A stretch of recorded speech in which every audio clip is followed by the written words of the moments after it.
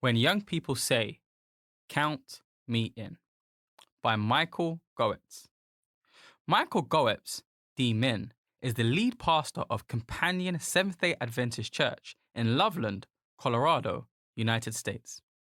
As a 15-year-old student on a Christian school campus, I was invited to be part of a team led by two teachers from Soy Ministries. This name often eclipses chuckles from those familiar with my community of faith, known for using soy-based substitutes for meat and dairy. The catchy name SOY was an acronym for Serving Other Youth. Its mission was to share testimonies and music in churches and schools, letting young people know that God wanted to use them. This awesome reality makes young people respond, "Count me in." Having now pastored for 13 years on educational campuses with young people, I can see that what Soy accomplished for me remains with me, even to today. Being part of this ministry was a life changer for me. A country boy from the Pacific Northwest, here are 3 tasks humbly submitted as a colleague to other colleagues that I believe will bring revival to young people and engage them in their churches. 1. Make them missionaries, not the mission field. I have just returned from traveling with college and high school students who each preached an evangelistic series in Central America, visiting, planning, calling for decisions, and socially engaged. We debriefed each other at the end of each day, and almost without fail, the reports were like this: I am spending more time in prayer and Bible reading. Or, I have the best church. It's perfect for me. My mission field, young adults, was reached by mobilizing them to be missionaries. No one, especially young adults, wants to be the object of our mission. Rather, they want to be part of it instead. 2 weeks on the mission trip accomplished more than the 2-hour Sabbath afternoon seminar on outreach than some of us prefer.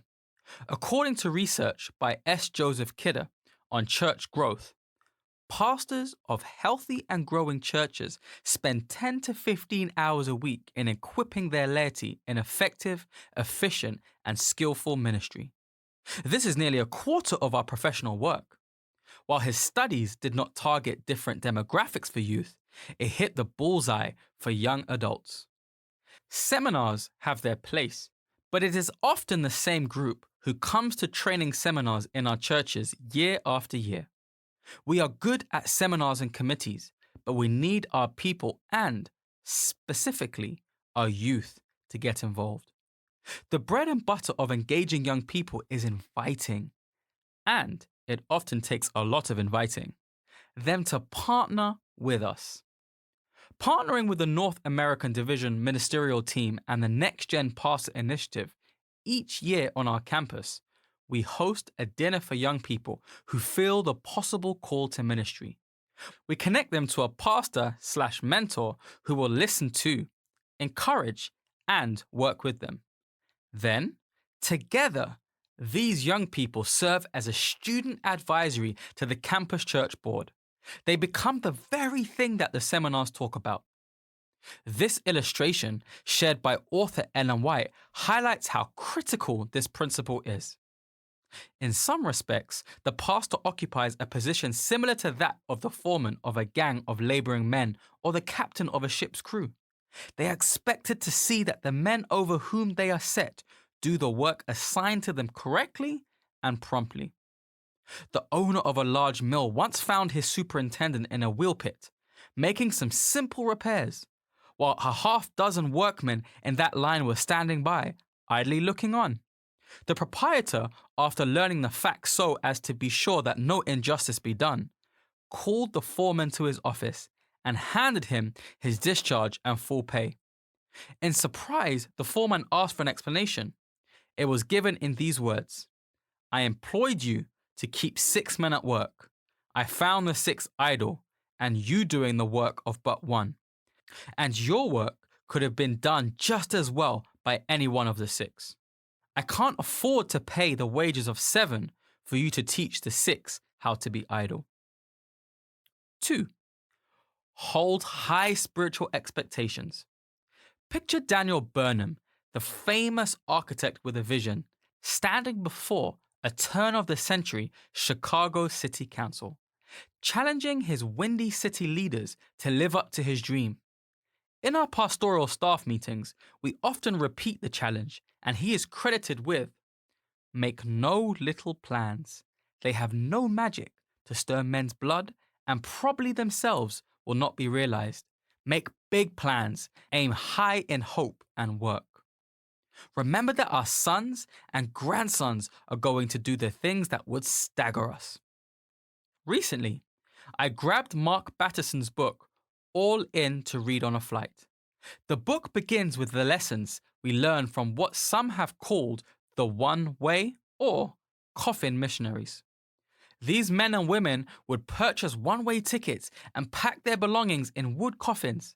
When they waved goodbye, it was a final wave. Men like A.W. Milner brought light to the headhunters of new hybrids in the South Pacific. And women like Amy Carmichael worked in India for 55 years without furlough. Batterson challenges: Jesus didn't die to keep us safe. He died to make us dangerous. Faithfulness is not holding the fort, it's storming the gates of hell. Opportunities such as summer literature evangelism programs, evangelistic mission trips, and church board advisory, and organizations such as Pathfinders, GYC, Generation Youth Christ, and certainly others have had a great impact because they attempt to do something great. The local church and pastor must set a high standard of spiritual expectations. 3. Make your church attractive. Gyms and athletic centers sell their memberships with the image of a chiseled man or woman. Grocery stores call for your eyes to feast on the brightest colored produce. And the church?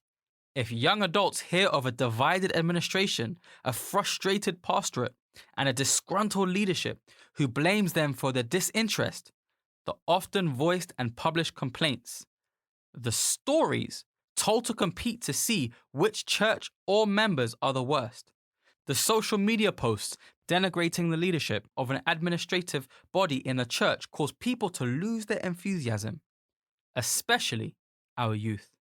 What better ways to feed disinterest in the church? Nobody wants to be part of something bad. Could it be that by complaining or jesting about various concerns, we have played the devil's game and caused our young leaders to lose interest and leave the church? Paul, speaking of the church, says, "Although I am less than the least of all the Lord's people, this grace was given me, to preach to the Gentiles the boundless riches of Christ, and to make plain to everyone the administration of this mystery, which for ages past was kept hidden in God, who created all things. His intent was that now, through the church, the manifold wisdom of God should be made known to the rulers and authorities in the heavenly realms." Through the church, God is showing unfallen beings the depths and heights of who He is. They, the rulers in heavenly realms, get to know God better by looking at the church. This is sacred. Pastor, speaker, and church planter Francis Chan shares his conviction that our complaining about the church is taking a sledgehammer to the temple. Kidder's research points to this concept as true. A positive, healthy attitude based on hope and faith is the number one human ingredient in church growth. That is, faith-based enthusiasm for and about the church from the leaders and pastors will be the number one human ingredient for drawing in and engaging our young adults. With the Holy Spirit, we have every reason for optimism and enthusiasm for the future. Of factors that our research study identifies as contributing to church growth, including effective leadership, enthusiastic involvement of their members, utilizing the power of prayer, and inspiring dynamic worship, none was more important than faith-based optimism. Contagious courage. They get their directions from us. Leadership is leading, being the front person to go in the direction that the rest are to follow. Every couple of months, to hold my leadership accountable, I take 12 minutes to review Captain Sully Sullenberger recounting his experience landing US Airways Flight 1549. After striking birds on takeoff out of LaGuardia Airport, which caused the loss of all engine power on the Airbus A320, he, along with co-pilot Jeffrey Skiles, glided the plane into the Hudson River. All 155 people on board were rescued. Of all the lessons that Captain Sullenberger shares, one that routinely catches my attention is when he explains, I took an extravagant amount of time, 3 or 4 seconds, to choose my words very carefully. Before communicating over the audio to the passengers about what they faced. A landing in the Hudson River. Why the delay? Because what we say matters and how we say it is important. As Captain Sullenberger shares, courage can be contagious. If we, or better said, when we communicate high spiritual expectations, the beauty and sacred position of the church, and the plans God has for the church, young people will catch it. Courage is contagious. Courage is galvanizing, and our young adults are looking for a community and movement that believes in itself. Confidence in our mission and identity can lead to a revival of purpose, what Kidder might call faith-based enthusiasm, and an army of young adult missionaries saying, "Count me in."